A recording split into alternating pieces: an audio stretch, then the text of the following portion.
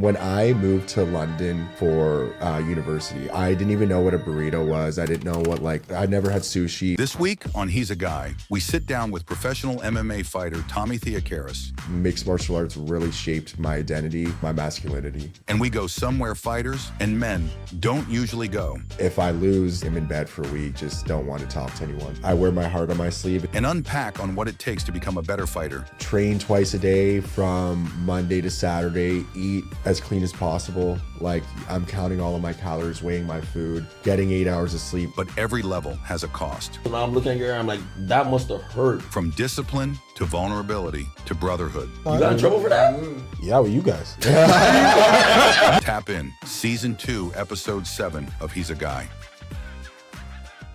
Welcome back to another episode of He's a Guy podcast. Remember to like, comment, subscribe. It's going to be a little button right here. It's going to say subscribe. You better click that. Like that. What should they comment, Steph?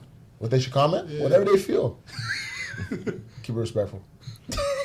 But yeah, today, on today's episode, we step into a conversation with a warrior, to say the very least, you know, about the battles, the mindset, and the heart of a true competitor. We welcome in Tommy Theocharis. How you doing, man? Good, man. Thanks for having me. This is an amazing setup. You guys are cool as fuck. And I appreciate you guys having me. So I like doing this type of stuff. It's a lot of fun to kind of just kick it with the boys. So, man, yeah. Appreciate you, bro. Thank you for coming on in.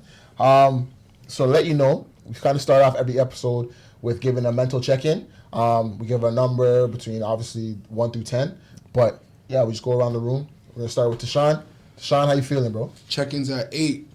I like that. I heard him here with a warrior. You feel safe? I feel safe, but you know, like, during this time of year, sometimes you're fighting internal wars with yourself. And there's days I get up and feel like giving up. Like, especially in this economy, it feels like everything just is like, no, everybody wants to give you less. It feels like no one wants to pay you. It just, so sometimes it's like the hard work you're doing, you don't always see it right away. Yep. So I just reminded myself to keep going. So I'm at an 8 because This guy came to pod today. He came to pod came today. to pod, brother. I learned from you. Last time you came hard, so I said, you know what, Juice gonna level us up. So I'm an 8. 8. Fred, holla at me. What you saying? Short and sweet. I'm a 7. Not too high, not too low. I like it. You know, just level-headed right now. I like it. What will make you an 8? I don't know. I honestly don't know. Don't tell you guys, man. You sure yourself? You look like you're doing it to like a 6 there. Nah. Don't tell me what I am. I'm a 7. All right. I'm a 7. Tommy, talk to me. You know what? I'm riding up like a 9.4 right now. I'm like, I just want to fight. Yeah, talk about it. You know what? Had a good night last night with hanging out with you guys, having a good time. Winning a fight is just absolutely the best feeling. You just put so much kind of effort and work into a training camp. Like I would train for my last training camp was 10 weeks, a lot of weight cutting, a lot of grinding, a lot of training, and it's when you win that fight, it's just so rewarding. So I'm riding pretty high right now. It's good. Man, we're tapping to that too. I like that. For myself, you know what? Coming off of Tommy's check-in, I'm definitely 9 now. That made me feel good. You know. For myself. My numbers are up for no other reason but because Tommy's here at the moment and the story he's about to tell. See? Just have a number. That's your number. I agree. Not a 6 though. Yo, Juice, what you got today, bro? I'm at a 7. I feel the burnout. Definitely, I think work and to touch on what Tashawn was talking about that seasonal. Don't want to say the word, but that seasonal coming in right now. But again, to echo what you guys were saying, to be here with you guys, I'm feeling the energy in the room, and I'm ready to bring that number up. Yeah, yes, sir. You know the joke is always gonna be like, don't say that, just say seasonal D. Yeah. Whoa. Then I kept quiet. And then I spoke up to why I laughed in my head. Yeah, leave it there though. Wicked again. Tommy. For those who don't know, what's a little bit about Tommy outside of the fighter? Who is Tommy?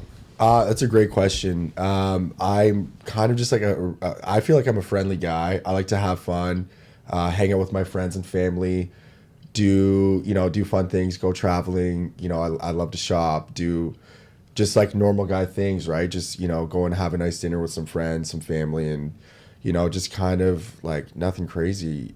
Fighting is definitely my identity, and that's something that I put a lot of effort into, and that's kind of me. But outside of that, it's mostly just your regular guys, type of stuff. So yeah, just your regular guy. Yeah. Yeah. Siblings. Yeah, I've got a brother. He's a year older than me. He just got married, so congratulations. Congratulations. His wife brother. is amazing. I'm very happy for them. So she's awesome. It was a great time. They actually got married October 18th. So it was Really recent. not pretty recently. Yeah. So yeah, it was good. Does he fight too? No, he can't fight at all. He couldn't fight. He couldn't fight his way out of a wet paper bag. Call my brother Tommy. Hey, back up! I call my brother.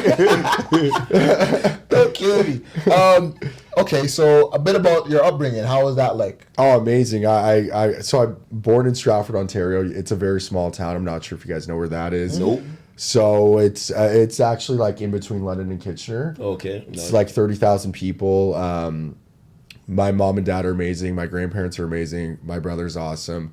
We have a really tight group of guys that we're friends with, that we still all are friends with in Stratford. Then I moved to London for university. I went to Western, was there for about 8 years, and I then moved to Toronto so it would have been February 2020, so it was 6 weeks before COVID, and was living in Etobicoke.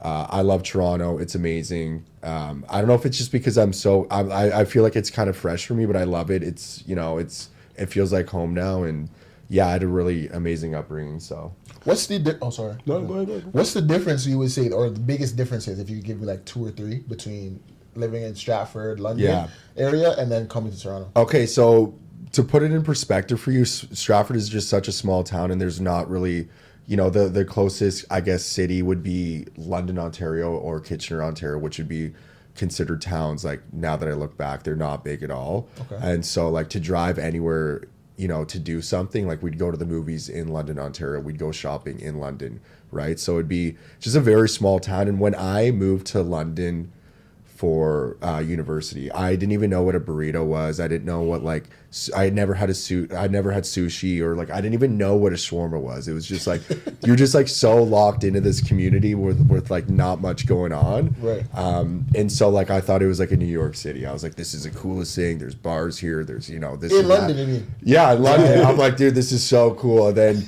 kind of grew up, you realize I'm like, I love London, but it's not that cool, right? Yeah. Like, it's not anything spectacular. But I mean, Toronto, there's just so much going on. There's so many events. Like, it's just such a vibrant city, especially in the summertime. There's concerts. Like, you're going to country concerts. You're going, to all these different things. There's street fests and all that stuff. Whereas Stratford is just like very quiet. Yeah. There's nothing wrong with that. Absolutely. Some people really like the quiet. Some people really like the the hustle and bustle of the city, and I'm the type of guy that likes the hustle and bustle of the city with a lot going on. So I love that. Go ahead. I was gonna say, between the two, what do you like? Is there one that you feel like you grew up in a small city and now you're in Toronto, a big city?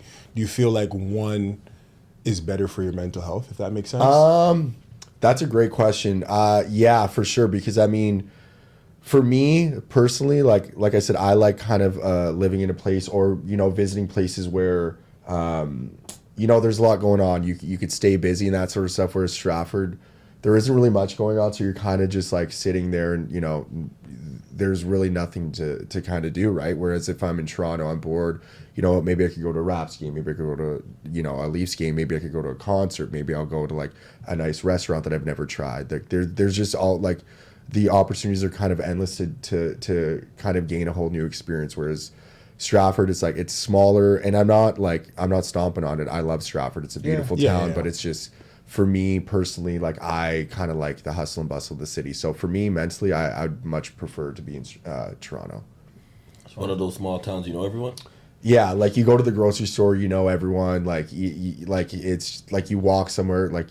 Yeah, there's actually one time, so I had a fake ID growing up in Here we go. And I went to the LCBO, and it was my buddy Chris Mavity's ID, and I go, and the guy's like, ID please, and I'm like, I think 17 at the time, give the guy my ID, and he's like, this is my cousin. I'm like, oh my God. How did that pan out? Not well. Yeah. That's the type of thing that when I hear it, I'd like to also, I guess, flip the script for me. I'd like to be in that. Yeah. Because I've never experienced it. Yeah. I'd like to be in a situation where I kind of know the whole town. Yeah. Or just to experience it for a bit, just to see what it's like. Because I feel like that's so warming and, Yeah. like, like you said, close-knit. Yeah, a lot of people in what I found in Stratford they're just like, everyone's just so friendly and it's very community based. Whereas like I went to Western and like met a bunch of people from Toronto and that sort of stuff. And not to say people from Toronto are rude, but it's just a much more different vibe where like people are friendly, but they're not as like welcoming. You know what I mean? Like I have a lot of like I made a lot of friends from Toronto, and that's basically a huge reason why I moved here. But kind of growing up and looking back, I was like, everyone from Stratford is just so welcoming and like so friendly. But then people from Toronto are a bit more standoffish. I think it's just because it's a bigger kind of city. I'm not sure. That's just kind of what I kind of gathered. So No, for sure. I look at that different. yeah. I watch too many scary movies. That's probably the reason why. The whole small town thing. Yeah. I feel like when everybody knows something, something's about to happen. You feel it in your bones. That's why I feel like it just wouldn't though. I feel like that's why it's so fictional. Because it's like, if I know Miss Sally down the road, I feel like she knows You're my family good. won't do No, that's the nothing. thing. You're good because you live in a small town. They know they're not gonna mess with you. You're good. If you But when move you there, we have nothing your bad tires there. might go missing, and then now you can't leave your house, and then the windows is top. The Honda with the 2 tires. The two-door Tommy, so for your mental health habits, Theon kind of asked you with that upbringing and stuff going from Stratford to Toronto. Did your mental health? When did you move from? You said So I moved from I think what age? 18 when I moved to London, and then I was 20. So 2020 I would have been, oh my god, I think I would have been 26 at that. Yeah, I was 26 when I moved in February 2020 to Toronto. So that kind of better helps shape my question. So when you're 18 now, was there anything to you on what mental health was?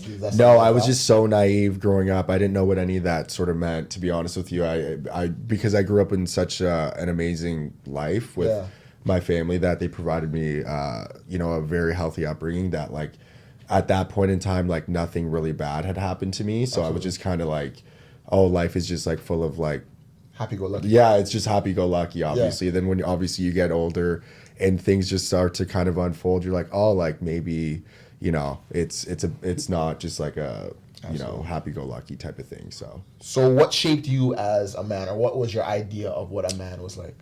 So what shaped me was obviously, I think, competing as a mixed martial artist, because before that, previously in high school, I was like this really small kid growing up, and like, like I had a lot of friends, but like I was like the one that they were kind of like fucking with a little bit. You know what I mean? Just like the guy that's, they just kind of pick on me, and like, I just had to like, I wanted to be respected by like my friends, and so I felt like I started watching the Ultimate Fighter TV show, and then like I was like, you know what, like this is so cool, I would love to do this. And a large portion of me was like, I want to be an athlete, but also like I want to be respected by my friends, and that sort of stuff. Yeah. And that really shaped me, because I was able to train, and like obviously like when you're training with these high level guys, you're getting beat up, and then you're failing, and you come back, and you're always constantly going through adversity just to get to where you want to be as a mixed martial artist in order to grow as a person.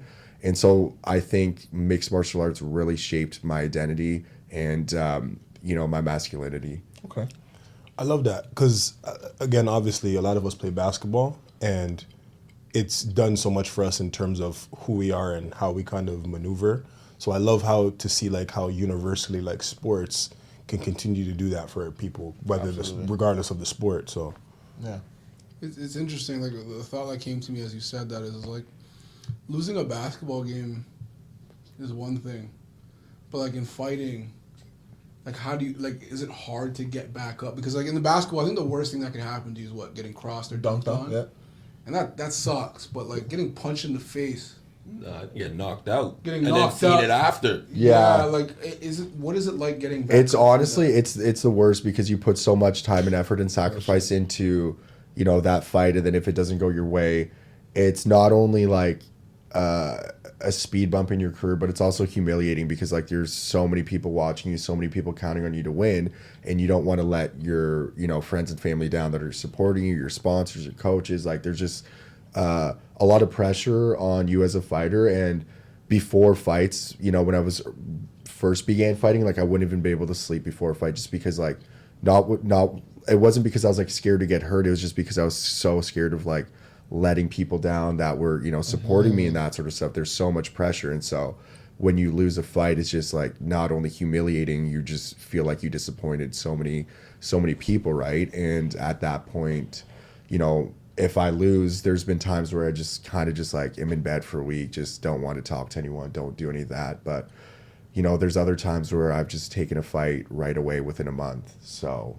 it just all depends on a lot of circumstances. And you taking that fight in a month, is that for you to kind of like a get back? Yeah, just like a bounce back fight. I'm like, that's actually happened to me a few times. I think it's happened to me twice where I had taken a loss that I feel like I shouldn't have lost the fight. Yeah.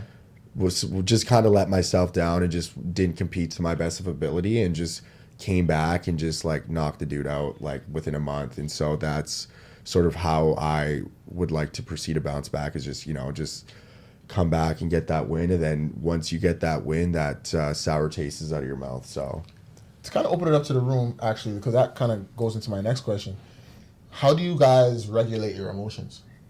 Whether you're high, whether you're low, how do you guys get to a point of like, a self-check-in and let me kind of get back to square one, level out, and start again? I think for me, it's like just finding things that ground me, right? So it's like, I think it just depends on the mood that I'm in. Like if I was really, for example, sad, or upset, I could watch a Drewski video. Drewski's he's a go, bro. That could be the thing. Yeah. When I realized, like, the last week, I was just like, I was feeling just sad, like but there was nothing that happened. Like, there was no particular reason. Like, Just in a rut. yeah, I was just like, why do I feel like this? Like, I felt like it all evening. I'm like, I can't do anything this evening. So I just watched movies. Didn't feel any better. I didn't feel better until I went to the gym the next morning, and it felt like once I got that workout in, it something just changed. But like, I find like emotional regulation starts with like, what am I feeling? Being like, okay, I'm sad. And actually being in that, yeah. And then like you can either sit in the sadness or try to figure out like, is there something causing this? And if you can't figure out, then it just comes to like, you know what, how can I change this feeling? How can I feel better? Right. And now I just go through the list of things that would probably make me feel better, where it could be like eating a meal, watching a movie, working out, talking to a friend about it, having sex. It could be. You know what I mean? Why you say like that? He said it like he's not supposed to. He made me feel bad. I said sex, bro. He laughed. Oh, I thought you looking at me. Nah, I'm with you. Yeah, but it's like, to me, it's like regulating your emotions first is like identifying what you are feeling. Yeah. And then once you identify it, now you could be like, okay, do I need to change this, or do I need to sit in this? Or like, and if I want to change this, what do I do? That's what I find works for me. For me, how I regulate things is, ironically, this is going to go to Sean's point of just being. Sometimes I look back at it after being sad. So, I liked that moment for a second. I got to be that. Happy. I like being happy. Like there's different modes and different emotions that I actually like being in for a second. I feel like I can relate to a lot of things. So if I'm sad, I will put another sad movie on, or I'll watch something that I feel like relates to the mood I'm in, and then it helps me be like, okay, it's not just me. And it helps me get back to a place of, again, a grounding situation, even when Tommy said like he was in the bed for like a week, I feel like that's kind of like needed at times, where it's like you're just sitting there and I needed that in a sense, that's more or less what I think for me. I don't really have a routine getting out of it. It's kind of like, I think like, and I think to your point, what I like about that is like, I think the improvement that we find in ourselves is like, how do we know what we need in that moment? And that's the improvement. Whereas like there's times you're just like, I just feel this, I don't know what I'm feeling, I'm angry, and you're just angry, you're snapping on everybody, and you don't know what it is that you need. But like what you're saying is like, okay, I might need to just be sad. Or I might need. I remember let even me. watching the Fresh Prince dad videos. Sometimes if I need to cry, Turn that on, watch that on, just cry it out. But it's like just depends, right? So it's good. I think for me, I'm gonna take it to like a different space. Like, I feel like to regulate my emotions when like somebody tries me. Like for example, like, why are you laughing, bro? Who's trying? I'm just thinking like Call Tommy. like situations like driving situations. Oh, What you dying, bro? Yo, you're always every time I'm on the phone with this guy, he's driving. What's this guy doing? You got road rage? Nah, I don't. It's okay, bro. I know. Let it out, bro. Let it out. There's a quote that you kind of like remember to like reel me back in. I don't necessarily remember the number, but it's like how many seconds there are in a day. Imagine you had that in terms of money. If you allowed somebody to take 5 seconds out of your bank, would you be sad that you lost that 5 seconds? And it reminds me so many times, like, okay, this instance, I can't allow it to. Well, he's smiling at me. No, I'm listening. Let me listen, brother. Grinning at me. Let me just listen in peace. But yeah, no, it reminds me like you can't allow that one situation to dictate how you're going to continue to maneuver for the rest of the day. And just like, yeah. I like that though. So hold on. So when you're about to snap, Check it back. no. You know what? Hold on. No, what's wrong with this guy? You're stupid, guys. Oh my god. I got something to say. I don't know, but No, keep going. All right, keep going. what were you taught about strength, emotion, vulnerability growing up? I don't think I was, to be honest with you. Yeah. Like I don't think it was. I just think I had to learn that type of stuff on my own, and kind of just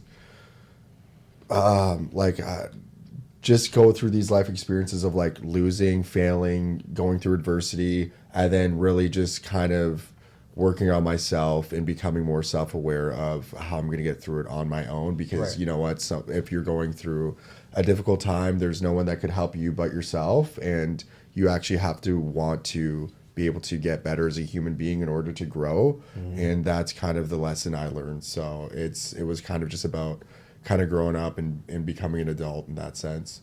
I like that. He said something interesting there that I wanted to touch on though. Like, you said something about going through it by yourself. Mm-hmm. What does asking for help look like for you? I've definitely, talked my buddies' ears off over the phone, over, just like going through relationship issues and that sort of stuff. And it just, that sort of stuff, then yeah, like, talk to your buddies about that. But like, there's only one person that could kind of help you get through other things in life that you're going through in that sort of sense. You could talk to your buddies so much about your issues, but you're the only person that could actually pull yourself out of it, right? Then also too, you don't want to be talking to your buddies 24/7 about your problems, and then they're kind of just, no offense, getting annoyed at you because you're calling them, so many times, and you talk to them about the same sort of problem for 3 months right now, and then they're just kind of over it, and like, no one wants to do that, right? Like everybody has, amazing friends, but like, as a buddy, you can only go through a certain amount of times you talk about the same topic thing. about your own issue or your own issue.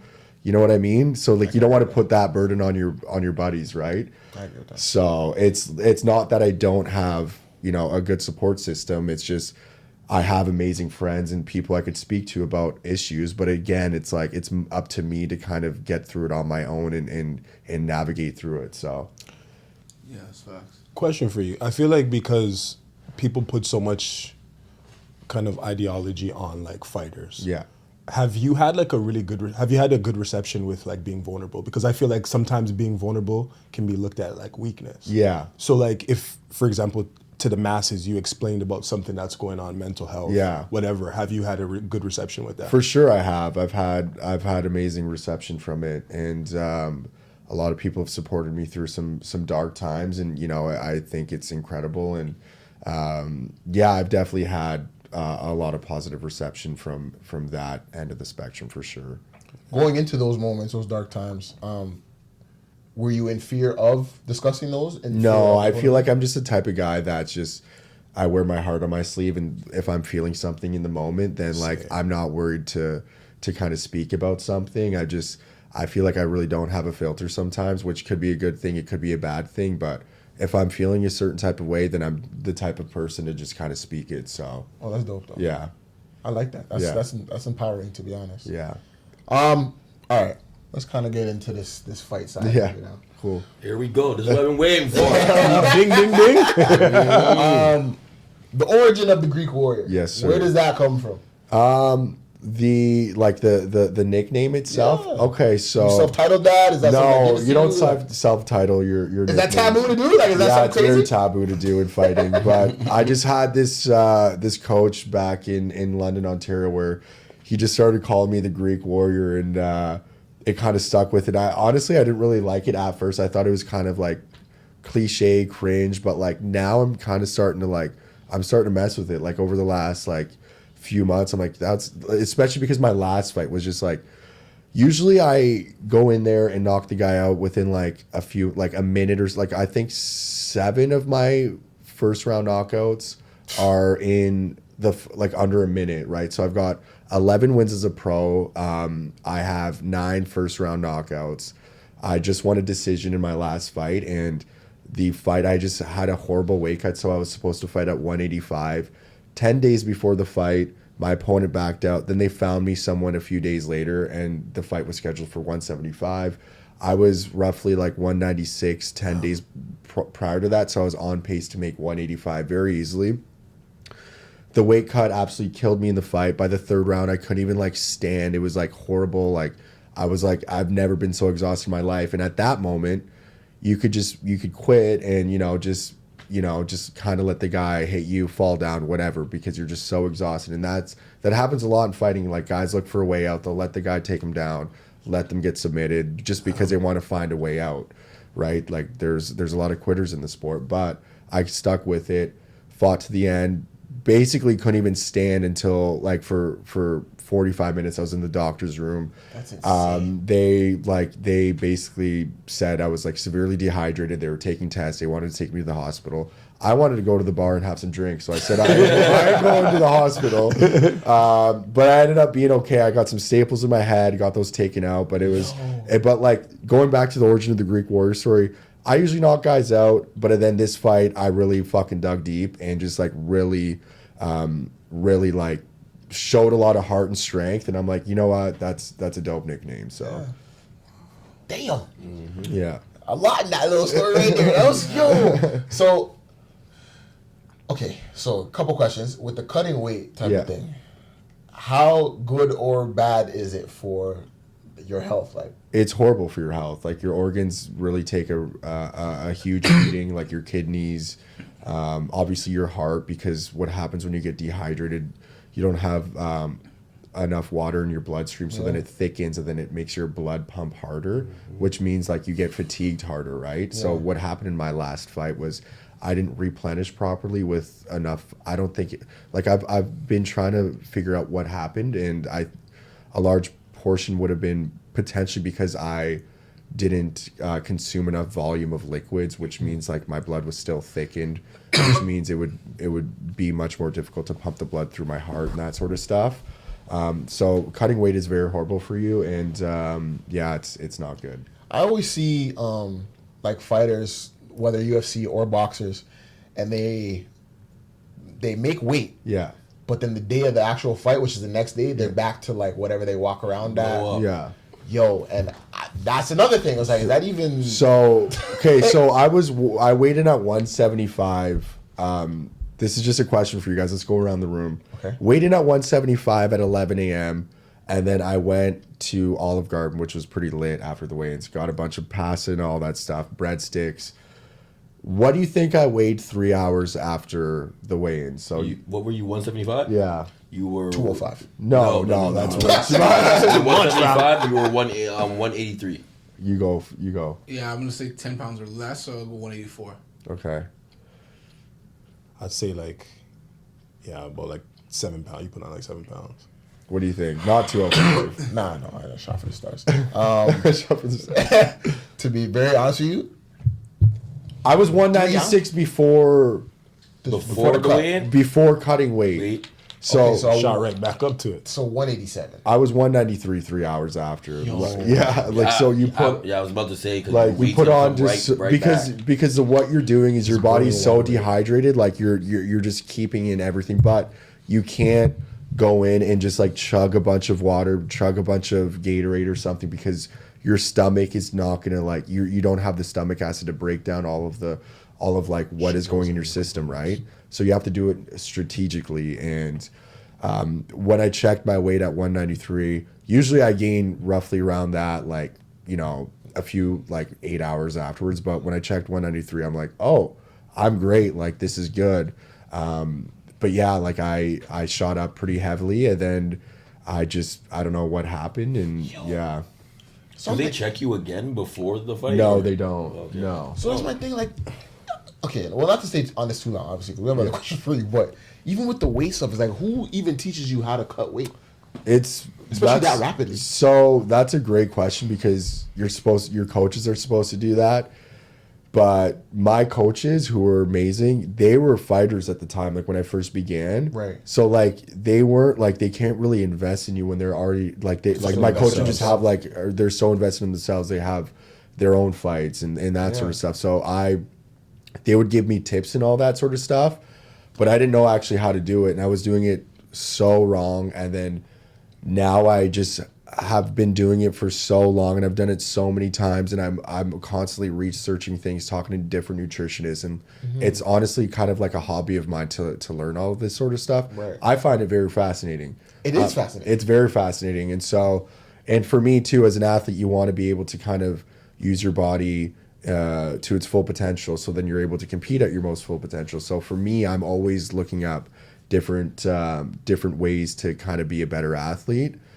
So to answer your question, it's just I've learned from experience and just a lot of research and that sort of stuff. Okay. Now getting a little bit into Ultimate Fighter. Yeah. You guys all watch Ultimate Fighter before, once or twice? Yeah. Seen it once. Yeah. Yeah, once. Okay. So how was that being a part of reality TV? It was cool. Like I initially got into fighting. How I began watching fighting was I had stopped playing hockey. I was 15 years old. And I wanted to go back to playing hockey, but then I started watching this TV show, The Ultimate Fighter. I'm like, holy shit, this is the coolest thing of all time. Like, I love this. And then like started getting more deeper into it, buying the DVDs and watching them, and then wanting to be on the TV show. Like back when I was 15 years old, I'm like, this would be so cool to be on this TV show. And then kind of it happens 15 years later. And it was just kind of like a manifestation, I want to say. And I would remember being in the house, and I was just like looking at a dude sitting across from me. He had the Ultimate Fighter shirt on. I was wearing the Ultimate Fighter shirt. And it was kind of surreal, to be honest with you. It was awesome. So, Was there a point in your career you're like I know this is gonna happen? Like I feel like deep down I knew the entire time that I knew that I wanted it so badly that I would be so persistent in order to kind of do whatever I had to do to get to, you know, my goals. And I just kind of always had that persistence and that drive and that determination. And what happened was, like, if I would lose a fight, I would kind of not take it as an ego hit. I would learn from it, which a lot of fighters don't, you know. A lot of fighters are just very ego driven, right? It's very easy to say, oh, well, like, it was a lucky shot, or like, oh, this. It's like, no, you have to take a look in the mirror, reflect, and then kind of vamp whatever you're doing, whether, you know, you're doing something wrong in training camp and that sort of stuff. So, okay. Now, you're saying you're sitting across from people, you're in a house together. Mm-hmm. How was it kind of like building a relationship with these people in the house, almost building like a source of friendships, but then knowing that you still have to go fight these people as well? It was easy. Like I said, I'm a friendly guy. Like I'm a friendly guy, and it was like I got along with everyone in the house. And you know, I actually went to Thailand in March, and I met up with one of the Irish guys, Paddy, who's actually like a real close buddy of mine now. I love the guy. We talk all the time. And then our other buddy Robert, who's from Switzerland, and he was living in Thailand at the time. So we kind of all gathered, and it was kind of us three hanging out a lot in the house. Everyone was super cool, and it was unfortunate because the guy that I fought, he was like, I trained with him before, and he had ragdolled me in training. Right, I'm like, I hope I don't fight this guy. And then I'm just like, the coaches are announcing the fights. They're like, Ryan Loder to the stage. I'm like, hope it's not me. Hope it's not me. And then they're like, Tom Theocharis. I'm like, oh, damn. It's going to be a tough fight.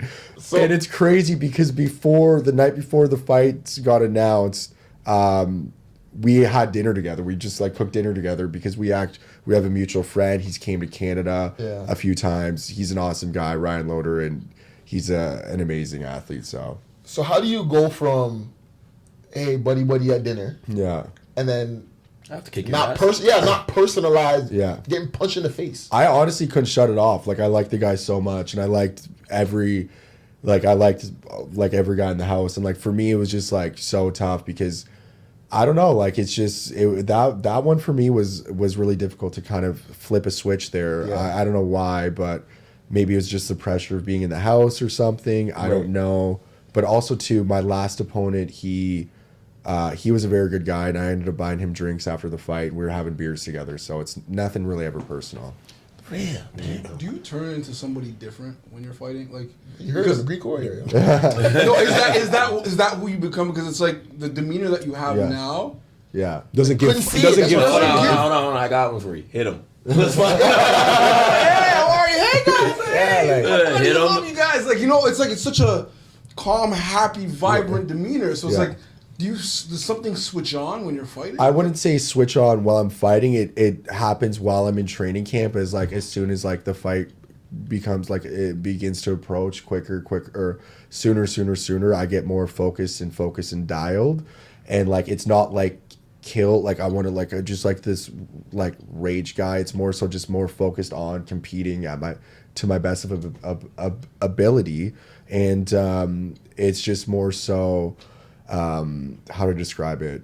I'm just looking at I'm just more focused, and I get I don't like being around people as much because I get agitated a little bit because I'm During that training process? Yeah, because I'm just kind of like thinking about my fight the whole time, right? Like during my training camp, I'm just focused. It's like my buddies are like, let's go for dinner, or blah blah blah, this and that. I'm like, I just want to chill out. Like I'm just thinking about my fight and that sort of stuff, and I just become a lot more focused and dialed. So I wonder what mode you have to get into with that, bro. Yeah, because I think about like me fighting. I'm like, I'm hot. You fighting. no, I'm not fighting. I'm not fighting. Traffic. I'm not. Traffic warrior. I'm not fighting anybody, but I'm just I'm thinking like if I had to go fight somebody, I feel like I would have to pull like some kind of anger or something out to get into that mode. Do you ever get like, for example, if you feel like you're losing a fight, do you ever like get angry? no, you can't fight with emotion. So you make mistakes, and then your heart rate elevates, and then you start to gas out a little bit. Like can't really fight with emotion, right? So that's a part of being an experienced fighter is learning to navigate your emotions in the correct way, right? So before shooting a little bit, you were talking about training with Ram. We had Ram as a guest My last dog. season. He's my boy. When you speak like that, when you're like fighting with emotion and things like that are a no-go, he kind of alluded to some of those things, like check your emotions at the door. Yeah. And that's the way you stay focused. I think. Yeah. So that's interesting to really hear, and it's an interesting tie back, to be honest. So Yeah, Ram is a goat. He's such a solid guy, man. Like I love the guy, and he's really talented. Really helps me out with kickboxing. Like he's just like even a good friend. Like he's a very close buddy of mine, and just so happens to be an amazing kickboxing coach. And he's actually like elevated my kickboxing significantly since I've trained with him. Cool. I got a question. Okay.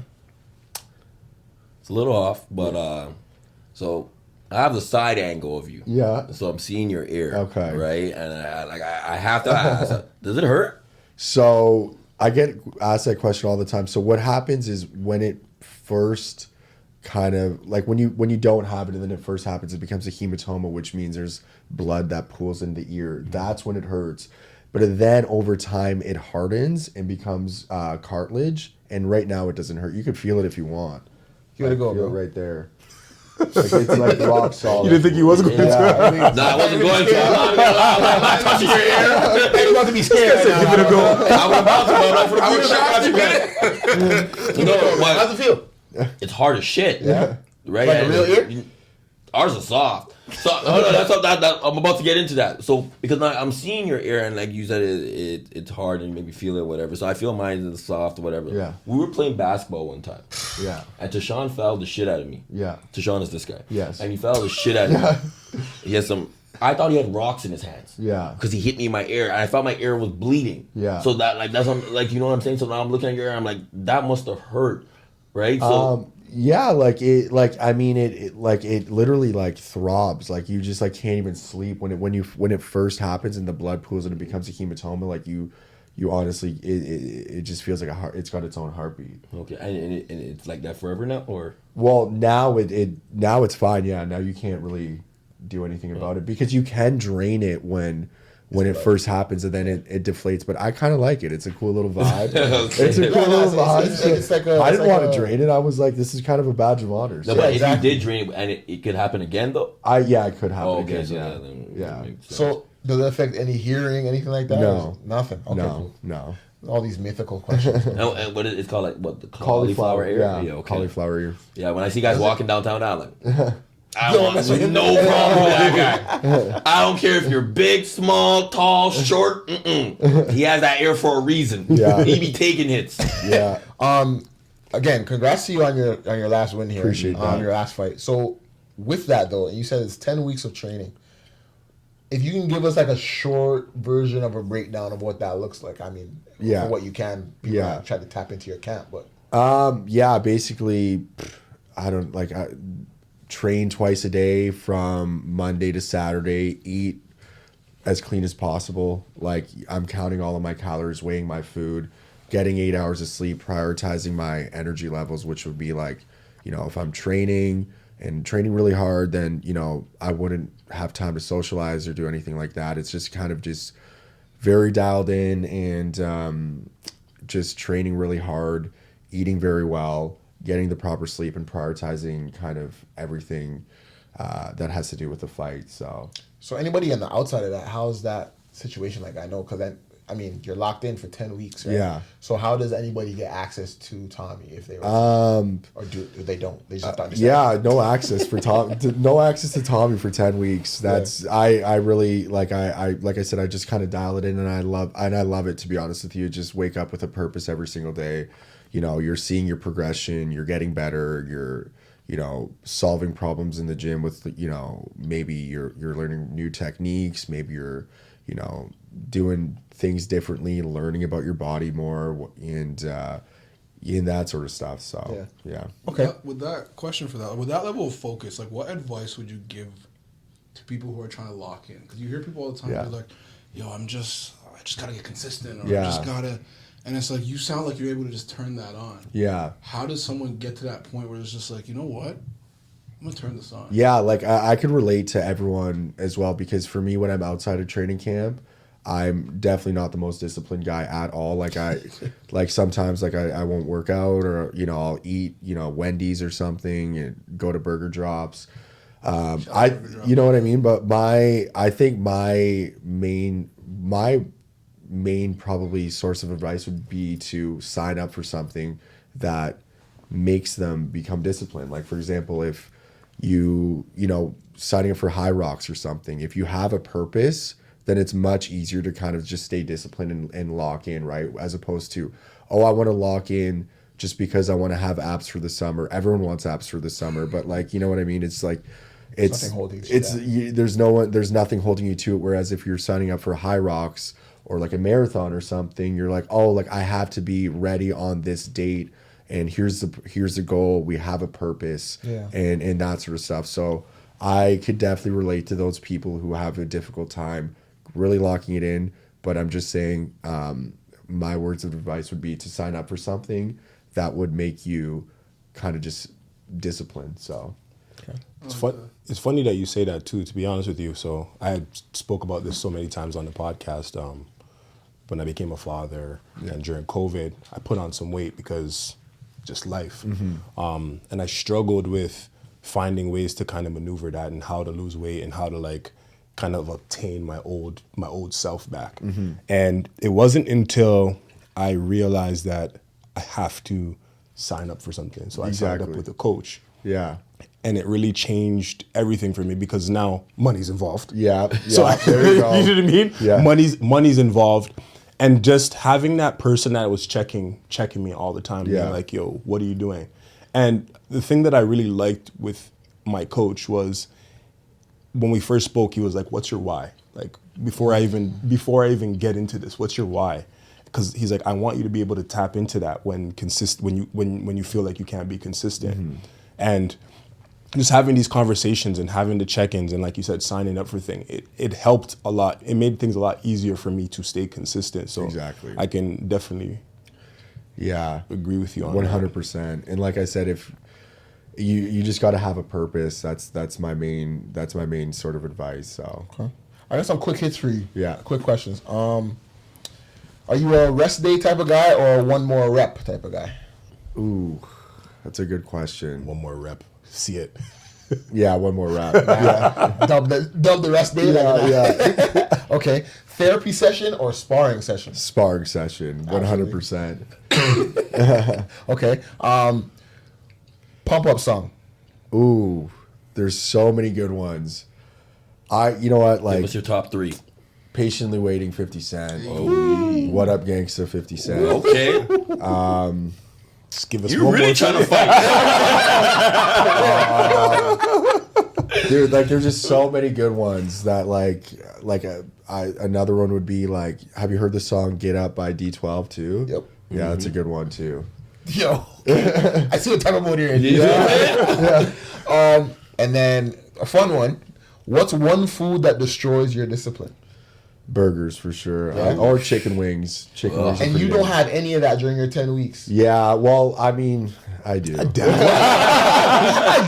I do sometimes, yeah. And Like, does that actually kill your eating clean type of thing, or is it? yeah, for sure. Like for example, if I would go and eat a burger if like my weight is in check and I'm in good shape and like there's definitely situations where I'm allowed to have I can allow myself to have a burger if my weight's good and that sort of stuff, and like I would account that for calories. I wouldn't go over my calorie surplus. Okay. You know what I mean? Like I wouldn't have a calorie surplus. Okay. Still be within my calorie range. So, yeah. Yeah, I'm about to say. You gotta have a cheat day. Yeah. Okay. Anything? Cards. So, Tom, we have this game here called Let's Talk About It. Yeah. White ones is just for a little show. Did you guys make this up too? Yeah, man. That's kind of cool. Yeah, it's a game to help us get a little bit more vulnerable with friends, things like that. So if you could pick a card from the blue or black, Okay. and then you can ask. Obviously, you read it out, and then you can not the white. Not the white. I'm so bad at listening. Yeah, that's all I'm saying. Okay, so black. Yep, black or blue doesn't matter, and then read it aloud. You answer it first, Okay. and then the rest of the room will answer. What were you punished for that was actually just being yourself? It's a good question. Just talking way too much in elementary school and just disrupting the class. You know what? Like I just was just like, I'm always just like a friendly person and like would always just like start conversations with people. But obviously like I could be too chatty, just trying to be myself. And that's why I didn't really do well in school, because I was just this cooped up kid in this classroom, and I just was a guy full of energy. So Something I was punished for when I was being myself. Procrastinator. You said that proudly too. Yeah, bro. I mean, I feel like, and Tashawn knows this a little bit because we were roommates in university. But where'd you go? Laurentian University. So Oh wow, yeah. Nice. So, man, sometimes he'd be looking at me and I'd be like, I'm not feeling it. I'm not doing it for now. And then he'd just look at me like, I'm amazed at how you are able to not do this. Yeah. And like, there's no sweat off your back. Yeah. And then last minute, just kind of kick it into gear. Yeah. So, but yeah, I mean, I got punished for those things. I'd ask for extensions and all these types of Yeah. things. But yeah, bro, it is what it is. I know who I am. I come up to the library 4 a.m. Stuff's chilling. Bro. He's like, yo, didn't you say you have something to do? I'm like, that'll get done, man. Yeah. But yeah, I think that's mine. And I'll go. My personality, being loud, You know, it was something like it's like when you're in school, and you know, somebody asks you a question, and like you whisper it to you, and like my voice is not soft. Yo, you know what I did last night? And the teacher's right there, you know, and then it's like you get in trouble for it. You know, it was just always my personality, and then when they come to realize like that's who he is. You know, I just got, Terrell, come to the front of the class. That's it, right? So, just that. I think for me, similar to all you guys, is asking why or asking questions. Oh, the curiosity? Yeah, I just like, why are we doing this? No, you ask too many questions sometimes. Sometimes it annoys me. How come? I just want to understand. No, you're asking, brother, you be asking the same questions 5 times in different ways. Yo, how was your day? So when your day was good, how was it, like, what made it good? And how was it? Like, brother, I told you 3 times already. Man's don't want to explain himself. He's a I only talk once type of guy. That's how I grew up with. You know what I mean? You ask a question, they don't want to answer your question. You know what I mean? He did. You know, I just get sent to the office, get beatings, everything. Just be like, how come remember we were doing notes in class one time, and I'm like, the teacher's like, how come you're not taking notes? I'm like, why would I take notes? I'm like, you're just putting it on the overhead to the office. One day the overhead breaks down. What are we gonna do now? To the office. You see, he asking too many questions. I just want to know. Golden right there. Oh, what are you gonna do now? I'm just curious. I can't go why. Don't ask big people. Yeah. What do you mean? Yeah. What? I can't just know? I just want to know. It's not questions, big dog. Just I would say wearing my heart on my sleeve. It's a good one. Yeah, I think people used to call me emotional. When you laugh, used to. still, man. I haven't heard it in a while, but I You're mean, still emotional. Still emotional still. but I mean, it's, That's who you are, though. yeah, fam. I feel like it's a superpower, though. Yeah. Come You on. got in trouble for that? Yeah, with you guys.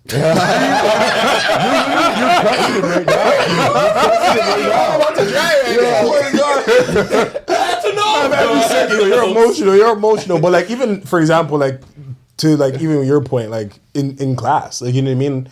Teacher would say something, and if I didn't necessarily agree with it, you know what I mean. Sometimes I couldn't hold that emotion in, and I would be like, I don't understand, like, why? And they would take offense to it, like, as almost if you're challenging them, but you're just trying to understand. Fair. But I don't ask as much questions as him. But yeah, wearing my heart on my sleeve for sure. Okay. So for Tommy, do you have anything that you would like to promote or anything going forward? Like what's next? So yeah, like I'm looking to fight in March. So look, I don't really have kind of the details on that. They're kind of still in the works. Okay. Looking to fight in March. Yeah, that's really about it. So I don't really have much to promote right now. That's actually, something so. big to promote. Yeah. To be I honest. was about to say, when it's concrete, let us know. I'll Yeah. definitely come out. Yeah, I'd love that. What do you fight at? 170. Yo, if anybody wants to fight at 170, my guy Tommy's here. He's ready. Let's Let go. us know. Tommy didn't even hesitate. Let's go.